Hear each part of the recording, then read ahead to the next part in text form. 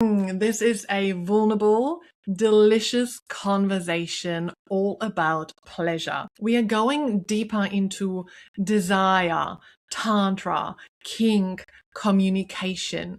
We also guide you through a tantric practice within this episode. This is for women ready to reclaim their pleasure, their power, and their radiance. I've got a beautiful guest speaker with me. It's Deborah Kat, and she is a relationship and intimacy educator, host of the Better Sex podcast, founder of the Better Sex community, and creator of Relationship Mastery 6 Weeks to Better Sex. With more than 20 years of experience in Tantra, kink, communication, and embodied relationship work, she helps people create deeper connection, better communication, and more satisfying sex life. Definitely, I heard a lot of better sex. So welcome to the podcast. Thank you so much. I'm so excited to be here. Thank you for having me. Before we get into this conversation all around pleasure, I would like to invite you and also the ones listening or watching to take 3 conscious breaths with us. So we're going to breathe in through the nose and we're going to exhale through our mouths, releasing any tensions. So we're going to breathe in and release. You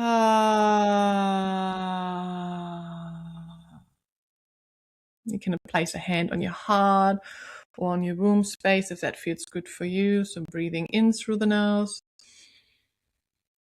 and exhale, release.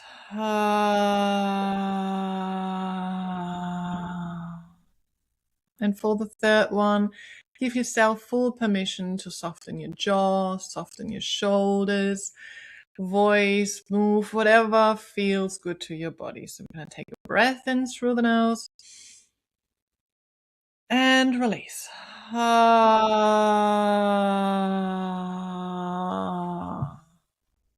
I have no idea how much I needed that. Thank you. Yes. I love hearing that because this is such a simple tool, but so effective every single time. They can shift your energy and your sensations so much. Oh. Yeah, it's surprising how powerful breath is. It's something that we take for granted. Yes, very much. It's so easily accessible. I mean, we carry that with us wherever we go at any time. Right now in your life, what brings you a lot of pleasure? Mm. Well, so I just got married. I'm Congratulations. Thank you, 3 weeks. And honestly, that has given me a lot of pleasure, like connecting with my partner, my husband, around, you know, that and really putting a lot of conscious attention on our connection, um, which I thought I had, but really even more so. And really just allowing myself to enjoy um, all of the ways in which I was supported. And I'm still supported, and really dropping into that in a pleasurable way, because I think I really have had told the story that I need to do it all myself. And so really allowing myself to be supported, like even just right now having you lead the 3 breaths, and really connecting in with that pleasure and allowing for the surrender there, the following there. So I think that's really what, first thought, best thought. That's that's what that's where my pleasure is right now. I felt that warmth in my body when you spoke about it. When you hear that word pleasure, what does it actually mean to you? And how does it also feel in your body? Well, pleasure, like the word just feels so good in the mouth. Um, and when I think about pleasure, um, it's such a multidimensional experience, right? I mean, sometimes pleasure is just the release of tension, right? When we're holding really, really tight and then we take that deep breath, or, we do the thing that helps us release the tension. I mean, it can be that simple. It can be, like, I feel like pleasure is everywhere and accessible as we think about it. Like, actually, it's not that we think about it, it's that we allow it, right? So it's like, just about anything can be pleasurable when we allow ourselves to have the experience of that being pleasurable. Oh, I love that. And you've just mentioned slightly already a little bit about your relationship to pleasure and how that might have changed. Can you share with us your story? So, how has it looked like your relationship to pleasure when you were younger, and how has that evolved or changed? And were there any significant moments that you feel like were really potent? Yeah, so I've been thinking about this a lot lately because I can now look back and, like, as we're saying, enjoy and have pleasure just about everywhere and anywhere. But it wasn't always that way. I was really shut down. I came from, I came from a background of being a very boisterous, very outgoing, very sensual creature. And, that's fine when you're 2 and 3, but as you age, like, you're not supposed to touch yourself in certain ways in public. You're not supposed to, like, I remember one time just stroking the cat and really just enjoying that, and kind of being told, oh, you're having a little bit too much fun there. And often I remember being in, like, high school and kind of hearing that you're too much. And it was generally around being too sensual, too pleasure oriented, and so I shut that down. And I remember, this is kind of a, well, anyway, here we go. So I my dating life, my sex life started at the Renaissance Fair. And if you know anything about the Renaissance Fair, it's all about costumes and storylines and props, and there's a lot of play, and there's a lot of just permission. And so, like, all of my early boyfriends came from the Renaissance Fair. And I remember, like, dating the first guy that I dated outside of the Renaissance Fair, and he was like, what do you mean you want to dress up, and what do you mean you want to do this, and what do you mean you want, to use texture, and I mean, and what do you mean that you want me to call you this, or have you call me that? And I just, like, that was when I really started shutting things down. Right? That's when I was like, oh, this isn't this isn't this isn't what everybody does. Like, up until that time, I was kind of like, of course we're gonna, play with different, Outfits, spanking and probably, yeah. outfits and crops and toys and things like that. So is that similar to like entering like a fantasy world where maybe also others have been growing up into, it has been dragons and other like kings and queens, and then there's fantasy, smart Absolutely. romance, and but they're actually really living it out. And you must have like grown up in a way, oh, everybody's doing that, and then out of a sudden dating someone's like, whoa, not everybody's doing that. Like, what are you guys doing? Yeah, that was it exactly. I mean, Oh, so being, coming from a very permissive, like, space to, I mean, I didn't even know that I was kinky because it was just sort of like part of the play that we did, you know? And so when I was with a partner who that wasn't acceptable, that wasn't okay, like, that's when I started kind of like, oh, okay, okay, I'll do it your way. What works for you? mhm. And really giving up not just my power, but my pleasure. I grew up with Harlequin romance books, and I don't know if you're familiar with, but like, all those books are all about like the man knows how. The man knows what you need, when to do it, how to do it, where to do it. And so I didn't really have that conscious connection to my own pleasure for a very long time. Mm. I think I just lucked out with a lot, early on, and then really had to develop that relationship. And I remember, I was in my late 20s, and I went to a Tantra workshop, and that's where, they started really talking about conscious pleasure, really talking about using the breath and sound and movement. And, then from there, we started talking about like, oh, well, how do you set the atmosphere for pleasure? What do you see around you that gives you pleasure? Like, how can you use all of your senses? How can you use, the visual piece? And what kind of music are you playing? What kind of sound is happening? What kind of sound are you making? And I remember we were doing this exercise, and it was a breathing exercise and a sounding exercise. And it was the first time that I really felt my own sound.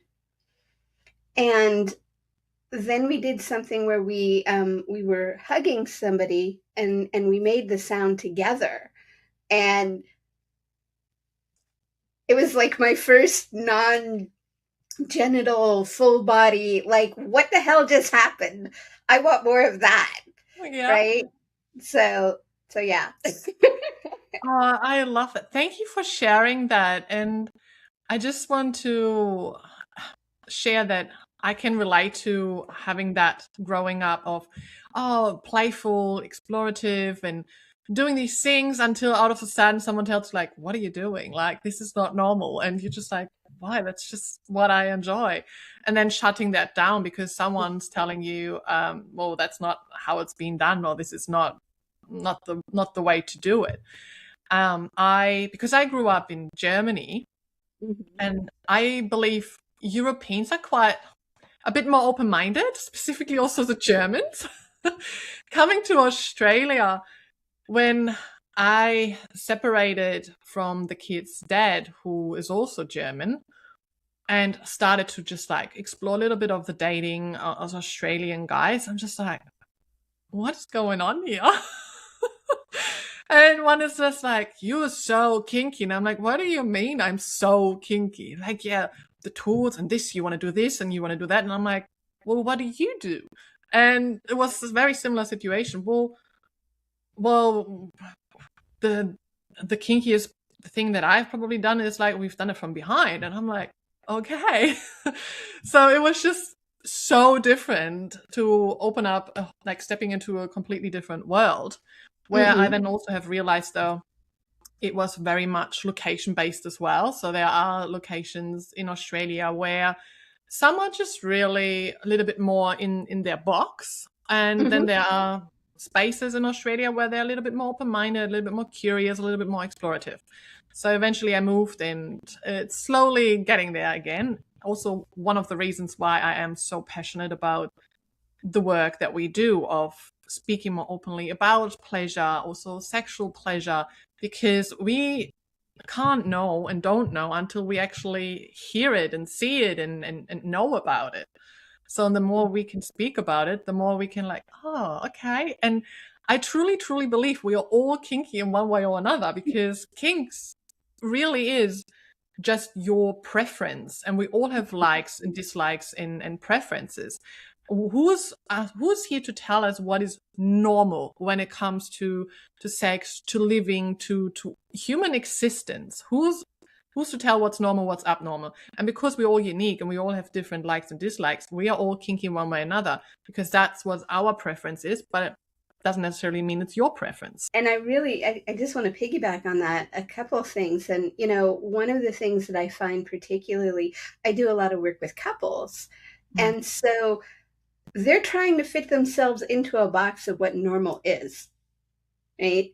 You know, and we all do this, right? As you were talking, I was thinking about, like, I have a preference of what works for my body. And for a long time, I was trying to find pleasure in the ways that were being offered to me that weren't necessarily my normal. I'm not somebody that is able to climax or orgasm with penetrative sex. That's not my that's not what that's not what my body likes to do. I mean, however, on the other side of that, I'm much more on the energetic level, where it's like I can, have these incredibly pleasurable experiences just with breath, just with sound. And that's not to say that, the penetrative experience isn't good. It is good. It's just, I need and want other things to make it really pleasurable. I Mm. mean, there's a level of pleasure that's available there, and there's a level of pleasure that is even more so when other things are added. Yes. We speak about pleasure, and you've probably also mentioned it a little bit about when someone says this is not normal and we start to shut ourselves down. What are your personal blocks to pleasure? Where do you realize when something happens, a certain situation or a certain feeling where, when this happens, I usually disconnect or I usually shut myself off from pleasure? Hmm. Yeah, I mean, I think there's a couple places that I do this. First, I'm going to go with the one that's outside of the bedroom. I will notice that voice in the back of my head that says, "Oh, you know, you're talking too much, or you should have worn something different, or um, why did you just say that?" Or any number of things that voice has to say. And when that voice is when I can shut that voice down or invite it to go bother somebody else, and I can get into my flow, like, there is so much pleasure there.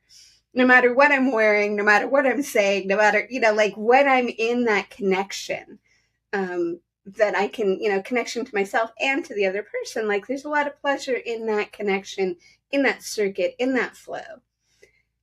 So there's this sort of out of the bedroom piece. And I think in the bedroom, there's times when I will kind of get on my partner's ride, and I won't be as, like, I won't be, there's not enough focus on this side, Mm. so that, like, maybe we're moving too fast, and yet I'm putting my attention on the other side and sort of, like, moving with his rhythm, which, not a bad rhythm to be moving with. However, sometimes if we slow down, move a little this way, a little that way, it's going to be even more pleasurable. But for whatever reason, it's like I'll go back to that place of putting someone else's pleasure before mine, of sort of pleasing. And we've had really beautiful in-depth conversations about this, where he's been like, look, if I am moving too fast for you, then I want you to slow me down. Like, I want us to, I want you to feel like you have that permission to have that conversation, right? And there's the part of me that's like, I'm a fucking sex educator. I've been with the same man for 27 years. How is it that I still get stuck in that place?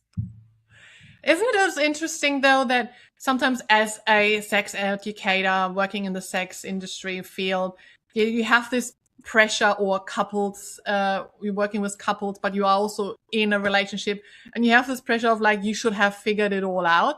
But we're all Uh, human. We are all on the same journey. We all have, I mean, even myself is such an advocate for pleasure, and I love pleasure, and the transformation that I have made from so disconnected to having so many portals to pleasure. I still also have my blocks of pleasure. It is all about how we actually move through them, how we are now really, moving through those situations where we now, back then, we would have completely shut down, where now we are already self-aware. And then the next step, or we start having those conversations. And maybe next time we will speak up directly. So it's all about the learning. And I truly believe the more we also learn and experience, the better we can also help the ones that we are actually helping, because we are speaking from lived experience. And I also just love how you mentioned this example of communication with your partner, because I have just recently created that module in my program, The Pleasure Woman, around reclaiming your voice. Because if you suppress your voice, you suppress your pleasure. And it's about reclaiming your voice in regards to speaking your desires, your needs, and also your boundaries, and speaking no. And it's been so hard for myself, like growing up as a people pleaser, good girl, doing everything, pleasing everybody else, but completely forgetting about myself. Also not speaking up about what I actually want and how I want it. And just like, or maybe could we do, oh yeah, no, we can't. Oh yeah, forget what I said. Like just, like really downplaying or saying something and then letting others overstep my boundaries because I just could not set them properly. How important it is that we actually do that, not just for our pleasure, but also for their pleasure. As you just mentioned, your partner saying, but I want you to slow me down then because I want you in pleasure too. So if we're not speaking up, we're not just taking away our pleasure, we're also taking away their pleasure. So we actually, the more we speak up, we also bring them pleasure because they want to know how to please us and how to pleasure us, how to love us. They want to know. They don't want to guess. They want to actually give, and so that we can fully receive. I really learned this as a massage therapist, funny enough, right? Oh. Because I would, I would work with somebody, we'd have, we'd have what I was giving them what I thought was an amazing massage. They seemed to be receiving it well. And then at the end, they'd say something like, God, it was really good. And next time, can we have the room more warm so that I can relax?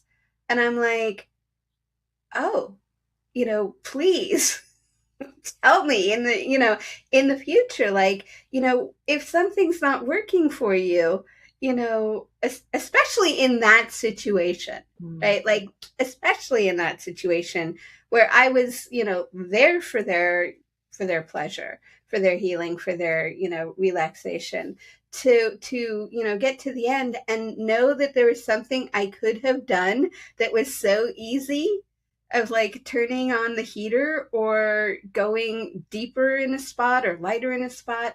Like I really learned the impact of the cost of not speaking up. But I also really learned that, like, I wanted to know what my clients wanted and needed more of, right? And I find that to be the same with my partners, and not, I think, women have a very hard time asking for what they want. Men also do as well. And so, like we've had experiences where it's like with my, with my husband, where it's like I was doing something that I thought was really fun and that he was going to like, and he was kind of like, okay, and so, but it just points to like how important communication is. And somewhere along the line, I'm sure it came from Reed Mahalo years ago. He said something about no being a gift, right? You don't say no to somebody that you don't trust enough to hear your no. And so if somebody says no to you, right, what they are saying is, hey, I really trust you. And I trust you to hear me, and I trust you to stick around, and I trust you to be able to, like, have a bigger conversation. I had this at a Tantra event as well. It was a polarity exercise of masculine, feminine, and as a feminine, you just surrender and you receive. And it was like closing your eyes and receiving touch, while he, like, mind me, like it's a person that I've just met that event, while he then came really close and kissed me on the one side. And I'm just like, was that just like, did he just like kiss my neck? And first I thought, oh yeah, just maybe it did happen because my eyes are closed. So I'm like, okay. And then he came closer to here to wanting to do it again. I'm like, pulled back, open my eyes. I'm like, sorry, this is not what I'm available for. No kissing, touching is okay. And he looked at me. Thank you. Thank you for telling me.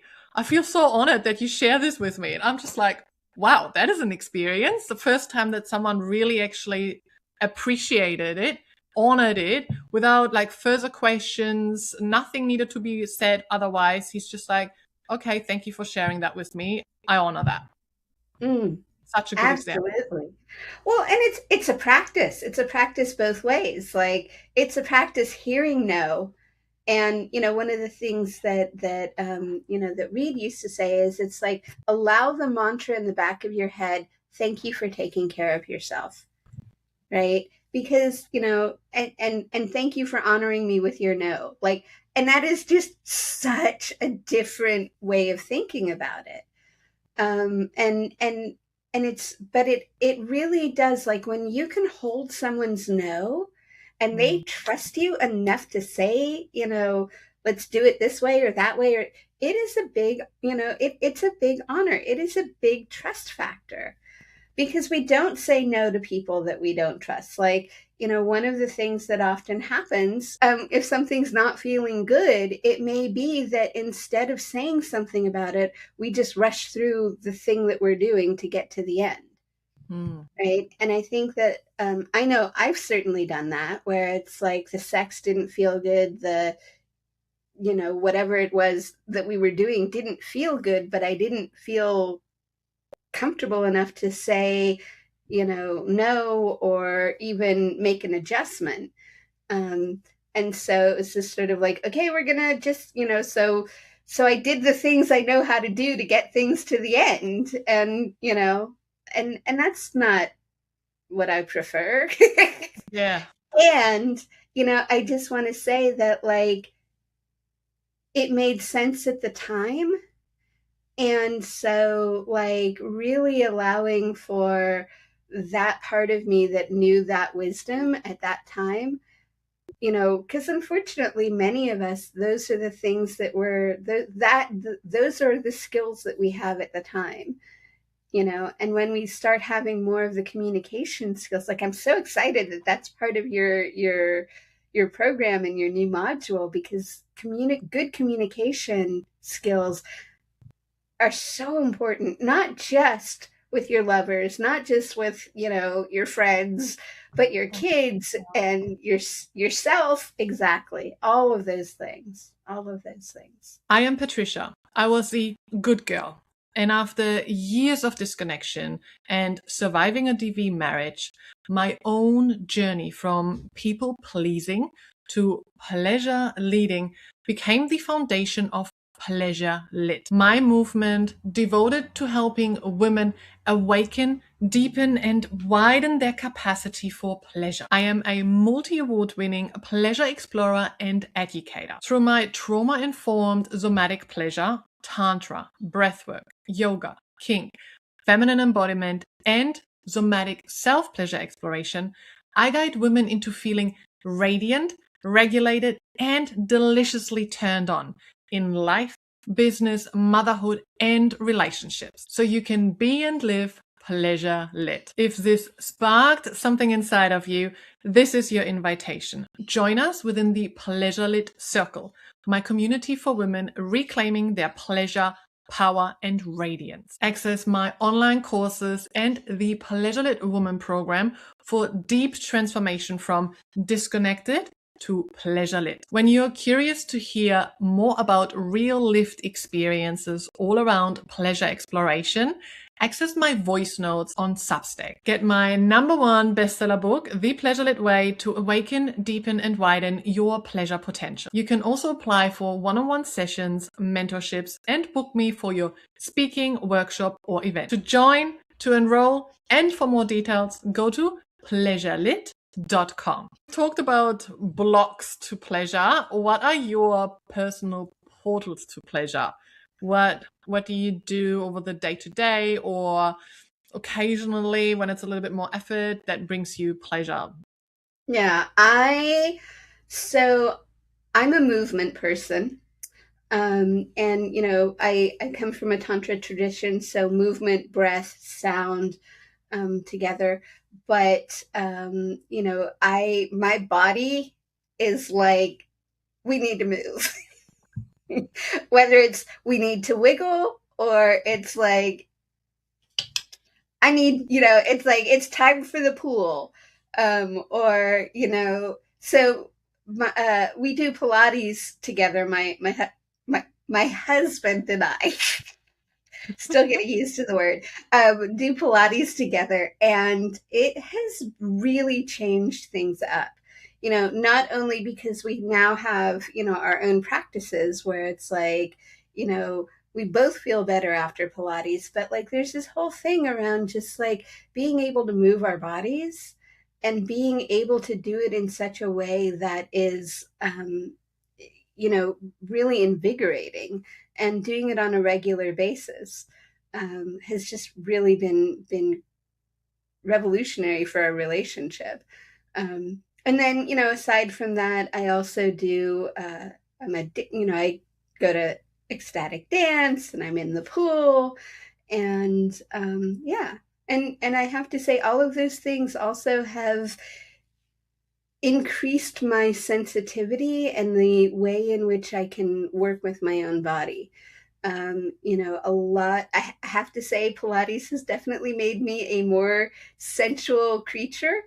I notice when I self pleasure that, like, oh, look at that. My breathing's a little different, or it's like, oh, let's play with this muscle or that muscle.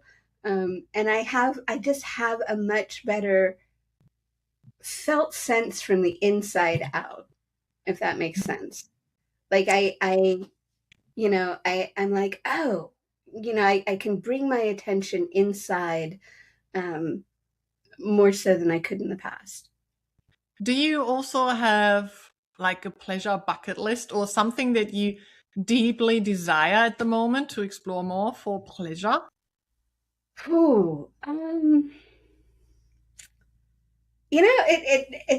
I would like to rediscover some things with my partner. Yeah. We've been together for a very long time. We started out as more of a kinky couple. And so I think I'd like to kind of rediscover some of those things. Um, I mean, I would. So I'm the kind of person who goes to, big events and stuff and things like that.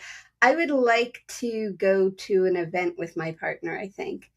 Oh, Um, and yeah, I think I'd like to, if there was a bucket list, it would be doing more things with him. Like, I've done a lot of exploring and going out into the world and then bringing all that home, but to have him join me would be really amazing, I I think. love that. That's a beautiful desire. Thank you for sharing that with us. It's been a question that I've recently started asking my friends. Like, "Oh, what's like a pleasure that you are desiring to explore more?" Because I'm just very out more to encourage women to lean and give themselves permission to desire, to Mhm. explore, to be a little bit more curious. And it's been so interesting to hear because haven't actually thought about that. Like, what could I explore? And then all of a sudden, a lot of things are coming up and it's popping and it's like it doesn't even stop. And I'm like, Mel, maybe you should start a bucket list. I mean, I think, and it's funny, as I'm listening to you, I'm like, what would I want for just me? Right? Like, what would I want for just me? And I think I would like to be matched in my level of, just like, I've done a lot of tantric work, and really to have somebody that's very energetic, like very energetic and, matches me in that space would be really hot and something that I haven't had before. My partner is much more of he's much more sensual. He's much more like, tactile and um, and he'll breathe with me from time to time, but that's not his home. That's not his home channel. Yeah. So I guess what I'm trying to say is I think I'd like to play with somebody whose home channel is like really energetic and really, like how far can this go? That's on my bucket list too, by the way. to find someone who's matching me in this, and because at the moment I do attract quite a few who are just very interested in what I do. Or can you teach me? And I'm just like, I don't want to teach. I actually just want to be in that moment. I want to be in that moment. I want to bring my pleasure. He can bring his pleasure, and we can see how we can amplify it. How can we circulate it around? How can we, both be in the pleasure instead of me guiding, teaching, leading. I just want to be in that moment and really experience how delicious can this experience be. Oh, I love that. Yeah. Yeah, years ago, back in the day, when I started, my sort of tantric education, if you will, I had a practice partner, and we were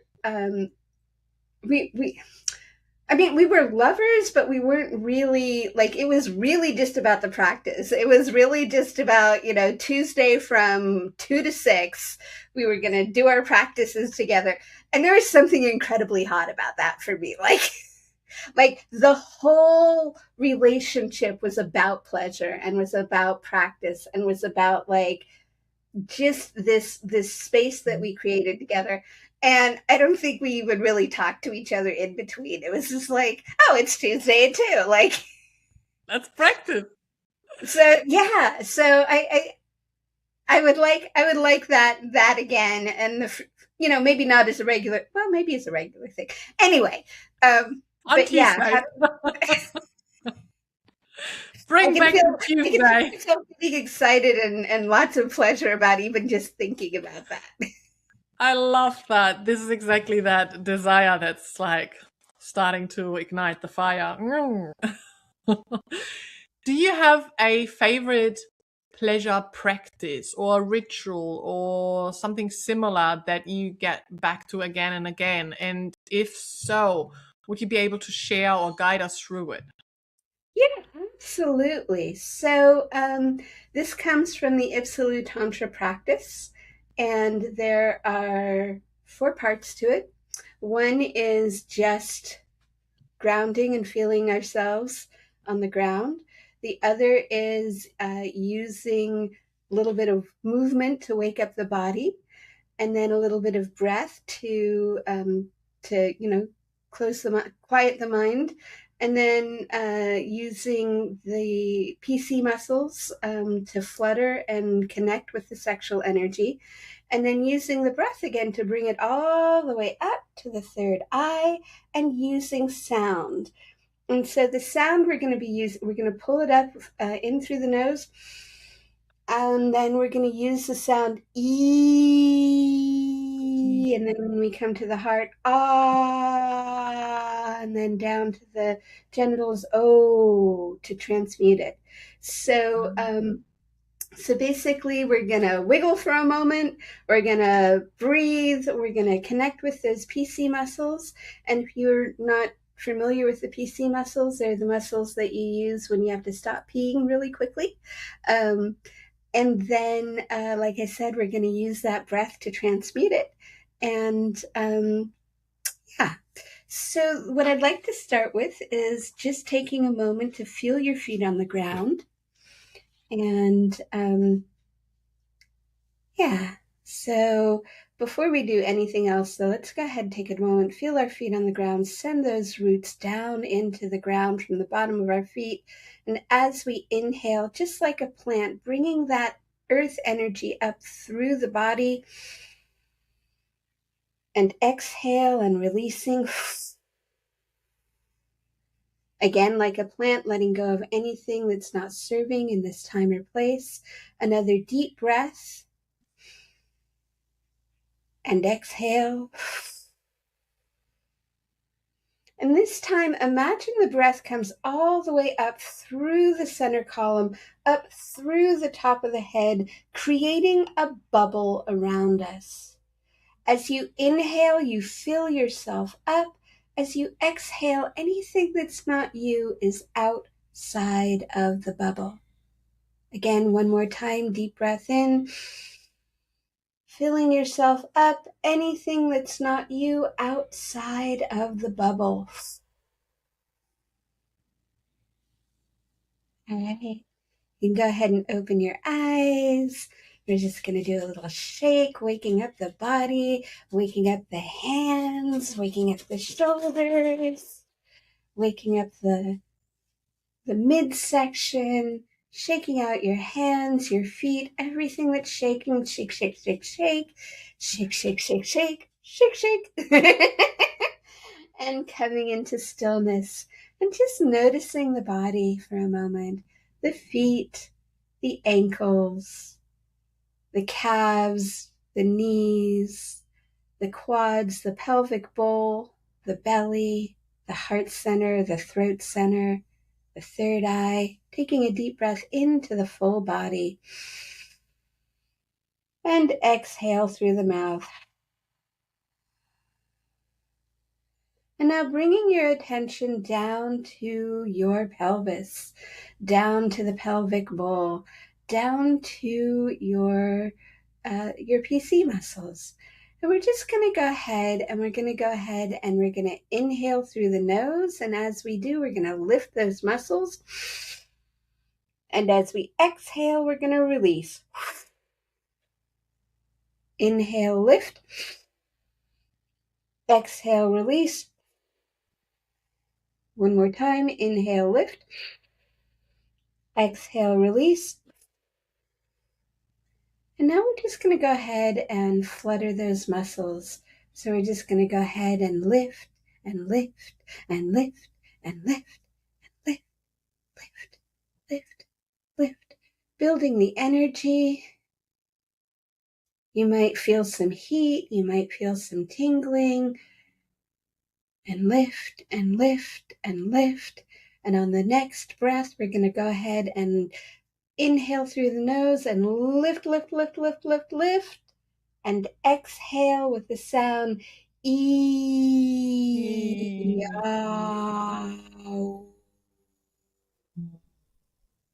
And again, deep breath. And lift, lift, lift, lift, lift, lift. And again, E.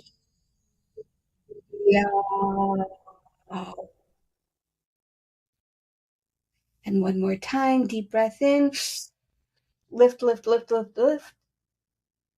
And release.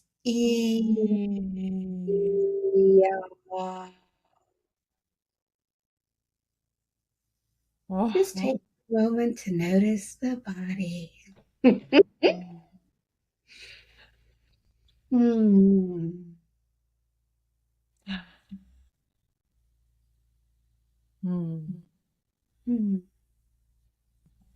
Oh, delicious. Thank you so much for asking. Thank you. Thank you for guiding us through this practice. It was really, really delicious. All those subtle sensations now through my body.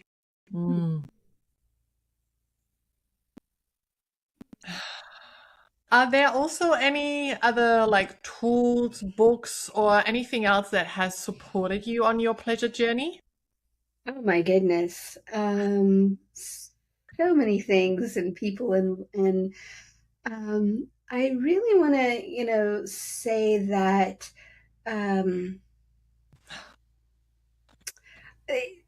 gosh. Yeah, we're all like all blissed. I should make this like the last bit at the end of the episode because we're all like so blissy now. Yeah, I mean, I think, I've been really fortunate.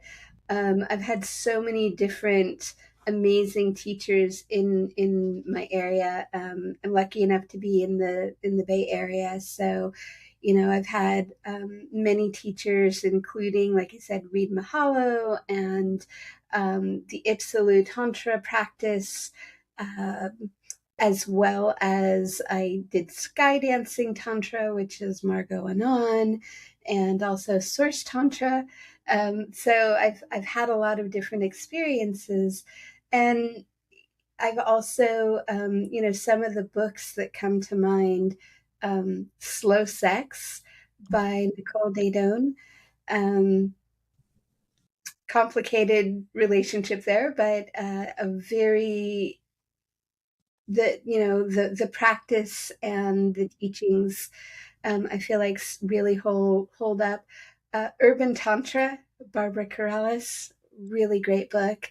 And then Pleasure Lit. Yes, thank you. I love that book, and I love that you are bringing that Thank you. forward. And so many of the experiences and the practices, are similar, or to things that I've experienced in the past, and so it's a really well put together, well thought out book.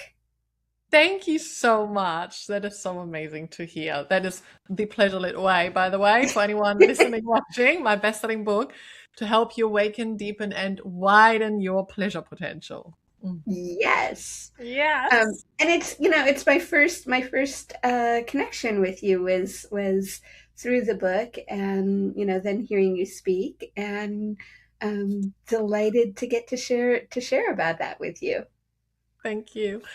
If pleasure could speak through you right now, what would it want women to know?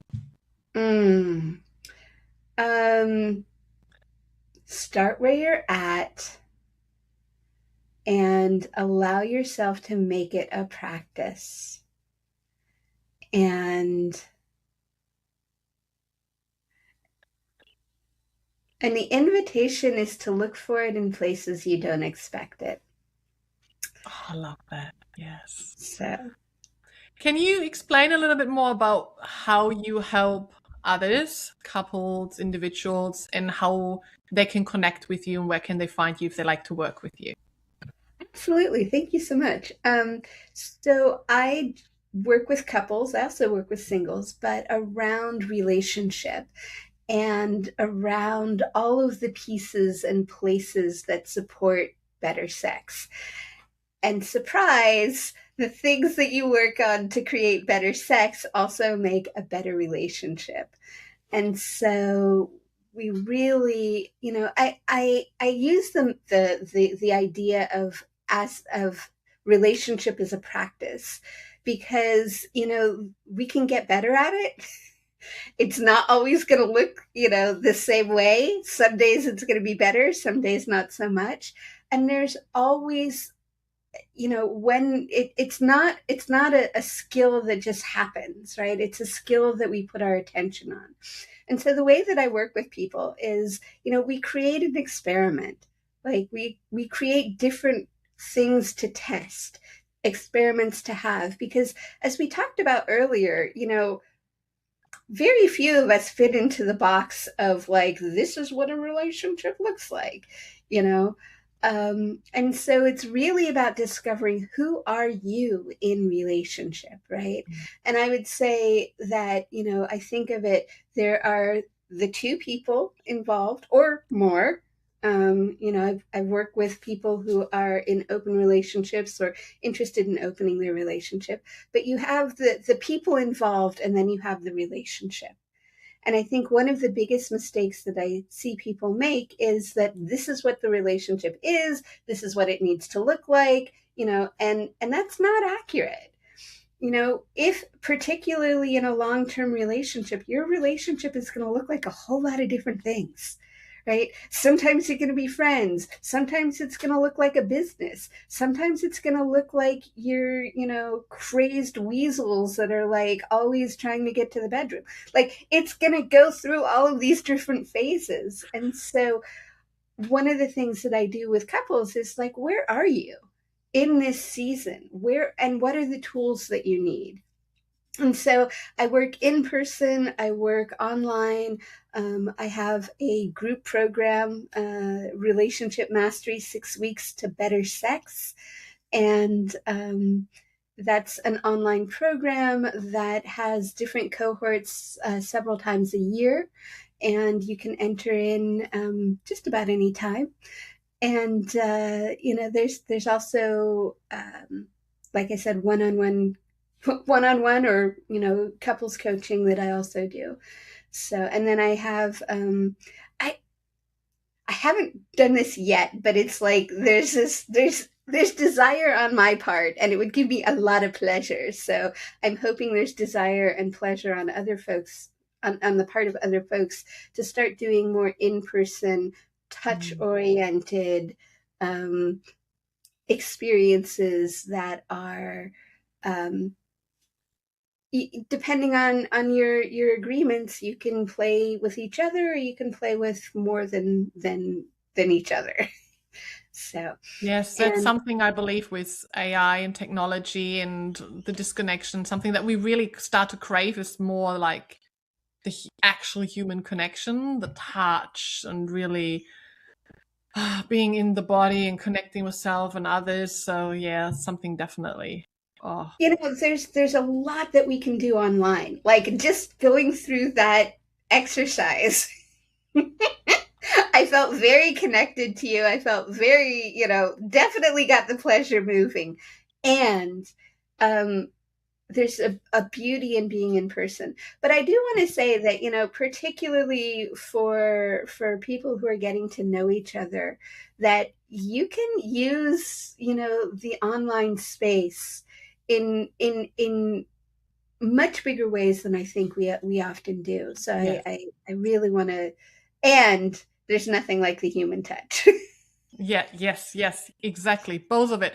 Same with pleasure toys and tools. There's a place and space for those as well. And then also, yeah, my own hands. Like they are magic too, and they feel really good inside of me. So there's Yeah.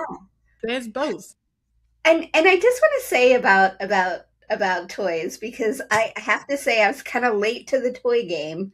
That there's it's a very different quality of experience, right? And particularly when I'm by myself, there is a way in which, like, just playing with the different toys has like being my own I'm really into being my own lover in this moment, like Yes. in a different way. Like because I think much of the time we look at self pleasure as the thing that we do because there's no one else around. And I really, want to invite this idea that self pleasure is what we do because it feels good. And if your partner is self pleasuring, it's not taking anything away from you. Right. One of the things I often see with couples is they'll be really like, oh, well, you're masturbating without me and I feel left out, or I feel like you're taking something from me. And I really want to invite people to sort of bless that in your partner. Right. Because that relationship, that self-pleasure relationship, is really important. And it gives it, I should say, for me, what I'm experiencing that I didn't expect was a better relationship with my body, right? Because I'm really treating it as a practice. I'm really slowing down. I'm really like, oh, well, what does Pilates got for me today? you know um and really just allowing for that to inspire me, because it's like when I'm turned on, the world is a better place for everybody. Let me just say Yeah. that the world is better for everybody when I'm turned on. And when I'm turned on, And here's the thing is it's like when I'm turned on and I don't need it to go anywhere, I don't need there to be anything from anyone else.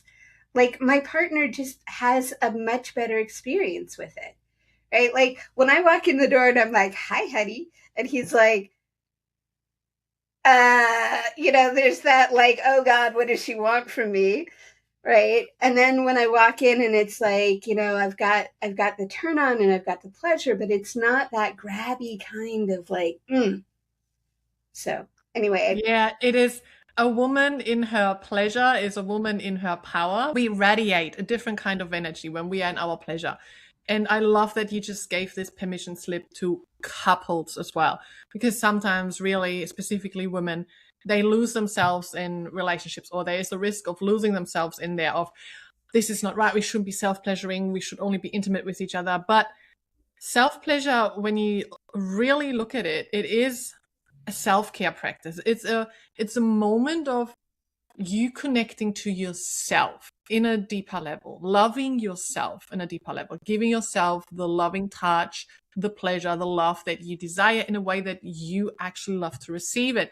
It is also a moment where you can explore yourself, because the more you explore yourself and are in attuned with your body, the more you can communicate to your partner how you like to actually be pleasured. And the more you can amplify pleasure when you're with each other. And I also truly believe self-pleasure, specifically, I call it somatic self-pleasure, because it's the felt self-pleasure where we really drop into our body, movement, mhm. breath, sound, like you've mentioned. We're fully present with ourselves. That is medicine. It's nurturing, it's nourishment, it's healing, it's nervous system regulating, it's emotional regulation. It's really it's connected to everything in our life, business, motherhood, relationships. Is pleasure. It's our pleasure energy. So if we are in our pleasure, we are in our power. Absolutely. And I want to add one little more thing to that is Yeah. it's like, sorry, I noticed that the kind of climax I have when I take myself to climax is so different than the kind of climax I have with my partner, right? And the kind of climax I have when I'm by myself, like that is the most relaxing experience that, it's just different, right? It's like there's for me anyway, I like to play with coming up and down and, sideways and should I go over the top? Like there's a way in which that surrender, that climax, that it's so different and it's so personal. And like there's it just like when I'm done, the relaxation and the relief is the word that Mm. comes to mind. It's just it's so nourishing. And it's quite different than the experience that I have with my partner, right? Yeah, love that. Thank you so much for sharing. Can you also let us know where people can find you when they would like to work with you? Absolutely. Sorry. So yes, deborahkat.com, deborahkat.com. I'm also on Instagram. I'm on Substack, Better Sex. It's on, no, wait. What am I on Substack? I'm something else on. Oh, I'm Love, Sex, and Everything in Between on Substack. Oh, Um, and I'm really enjoying uh, that. That's an edge for me is Substack, and I'm really enjoying that. Um, so I think those are the places. thank you so much for sharing more about your own journey to pleasure, sharing more like about your relationship or your pleasure wisdom with us, the practice with us. Thank you so, so, so, so much. My pleasure, and thank you for having me. I really appreciate this conversation and the work and the play and the pleasure that you're bringing to the world. Oh, thank you. I would love to hear from you. What has resonated with you from this conversation? When you've liked this episode, make sure to follow and subscribe to the channel, give the show a 5-star rating or review, and share it along so we can spread more pleasure into this world. You can access my free workshop at pleasurelit.com/links. Sending you lots of love and pleasure. Mwah.